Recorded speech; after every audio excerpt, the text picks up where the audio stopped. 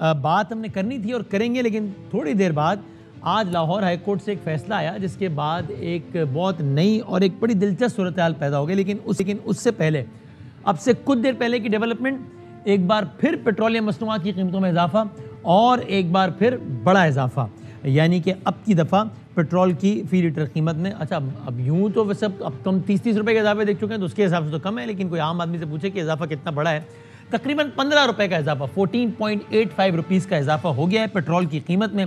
यानी कि अब फी लीटर पेट्रोल आपको मिलेगा 248 रुपये 74 पैसे में। यानी कि अगर आप 1000 रुपया देते हैं किसी पेट्रोल स्टेशन पे तो 4 लीटर पेट्रोल डलेगा। 250 रुपये का हो गया है 1 लीटर पेट्रोल। डीजल की कीमत में 13 रुपये 23 पैसे का फी लीटर इजाफा हो गया है। यूं अब डीजल की नई कीमत है 276 रुपये और 54 पैसे। मट्टी का तेल, अगर आपको ये सारी खबरें सुन के बहुत गुस्सा है और आपको एक लम्हे को सोचें, वैसे ऐसा नहीं सोचना चाहिए, जो कि ज़ाहिर है वो जान तो अल्लाह ताला की अमानत है, लेकिन अगर कोई गुस्से में एक लम्हे को सोचे कि यार ये सब क्या हो रहा है, मैं मट्टी के तेल से आग लगा लूँ खुद को, तो उसको ये बताना है कि भाई उस पर भी 230 रुपये आपको देने पड़ेंगे, चूँकि 18 रुपये 83 पैसे फी लीटर महंगा हो गया मट्टी का तेल, वो 230 रुपये 26 पैसे अब नई कीमत हो गई है मट्टी के तेल की। ये चौथा इजाफा है। इसमें गवर्नमेंट अपने दलाइल देती है, उस पर बात हो सकती है कि क्या है क्या नहीं, लेकिन बहरहाल ये फैक्ट है। पाकिस्तान की तारीख में इतनी कम मुद्दत में इतना ज़्यादा इजाफा कभी भी आज तक नहीं देखा गया। आगाज़ हम यहीं से करते हैं। 3 एनालिस्ट को हमने जहमत दी है ताकि ज़रा वो सारी सूरत हाल में हमसे बात कर सकें। तो हमारे साथ यहाँ स्टूडियोज़ में जनाब मज़हर अब्बास साहब तशरीफ़ फरमाए, of course needs no introduction, thank you very much sir, बहुत शुक्रिया। सीनियर सहाफ़ी तज़ियाकार जनाब आरिफ भट्टी साहब हमारे साथ हैं लाहौर से, सर बहुत शुक्रिया। और मोईद पीरज़ादा साहब, of course again senior analyst journalist, बल्कि मोईद साहब आज भी एक सेमिनार हुआ जिसमें बहुत सारे लोगों ने खिताब भी किया, जर्नलिस्ट ने भी, एंकर्स ने भी, उसमें मोईद साहब भी मौजूद थे, उन्होंने भी खिताब किया, जहाँ प्राइम मिनिस्टर साहब भी मौजूद थे। Sir thank you very much. Moid साहब, मैं क्विकली ज़रा पहले तीनों से इसका पूछता हूँ, starting from you Mazhar Abbas साहब, ये गवर्नमेंट का ये कहना है कि हम क्या करें, हम मजबूर हैं, IMF से कमिट किया, फिर IMF से मिसकमिटमेंट की, अब हम IMF के पास गए तो वो फंस गए, क्योंकि वो कहते हैं भाईजान आपने ये बात नहीं मानी, इसको मानो, उसके बाद आगे बात करेंगे, इसलिए हमें माननी पड़ रही है। किसके आर्गूमेंट में ज़्यादा जान है? पिछली हुकूमत की हुकूमत कहती है कि देखो इतना अच्छा मुल्क चला रहे थे, हमने 10 रुपये हमने फ्रीज कर दिया और इन्होंने इतना बेड़ा गर्क कर दिया। कौन सही बोल रहा है इसमें?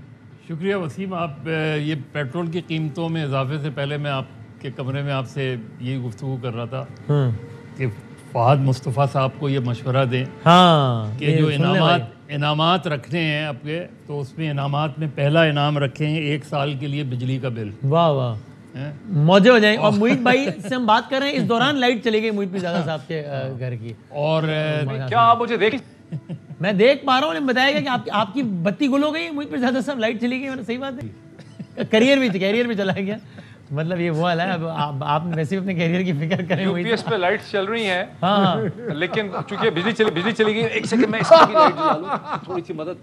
हाँ, अल्लाह खैर करे। ये वाले क्या, अच्छा जी मतलब, और हर 2 घंटे के बाद वसीम लाइट चली जाती है। हाँ, अभी कोई बेहतर हो गई है, अब थोड़ी बेहतर हो गई। हाँ बस सही है, अभी इसी पे गुजारा करते हैं। सही है। तो मैंने फोन की लाइट जला ली है। क्या बात है, सही है। फ़हद को मशवरा दें कि वो 1 साल के लिए बिजली का बिल, अगर किसी का पहला इनाम निकला मौजे हो जाएंगे उसकी तो।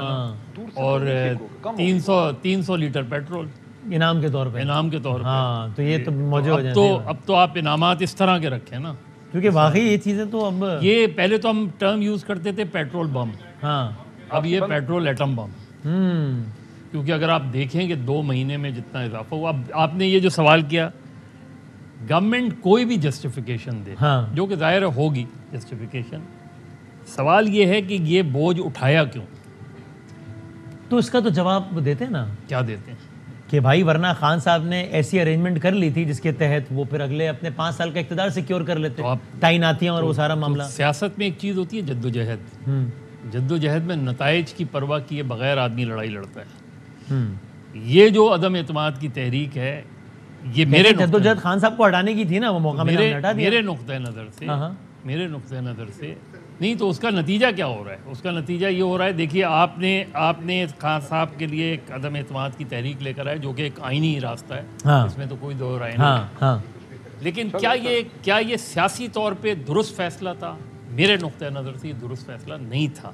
अच्छा, अगर दूसरी साइड देख लें, क्या वो कहते हैं कि आज तो हमें ये सब गंद अपने ज़िम्मे लेना पड़ रहा है, जो कि एक कॉस्ट है जिसका सियासी नुकसान होगा, लेकिन हमारे पास 2 ही ऑप्शन थे। दूसरी चॉइस ये थी कि सब जेलों में जाओ, दोबारा अगले इलेक्शन से पहले पूरी रिगिंग हो, सारा सिस्टम खान साहब को सपोर्ट कर रहा हो और खान साहब के अगले 5 साल भी सिक्योर हो जाए। जब आप तो वो कम नुकसान होता है या ये कम नुकसान? जब आप जेलों में जा रहे थे ना, जब आप जेलों में जा रहे थे खान साहब की हुकूमत में, चाहे वो नैब हो, FIO आपके खिलाफ मुकदमात बना रही थी, ये सारी चीज़ें कर रही थी, उसके बाद क्या नताइज क्या आ रहे थे? बाई इलेक्शन आप जीत रहे थे, कैंटोनमेंट बोर्ड के इलेक्शन आप जीत रहे थे, पहला फेज़ आप खैबर पख्तूनख्वा में जीते, तो उसके नताइज अवामी सतह पे तो आपके बेहतर आ रहे थे। आप कह रहे हैं कि हो सकता है गवर्नमेंट की जस्टिफिकेशन ठीक हो, लेकिन इसको मानेंगे नहीं लोग नहीं मांगेंगे, और इतना ही मुश्किल था तो फिर नहीं लेना चाहिए। और लोगों की साइकी यही है कि लोग जो है वो इन चीज़ों को नहीं मानते। वो कहते हैं कि जी आपने 7 मार्च तक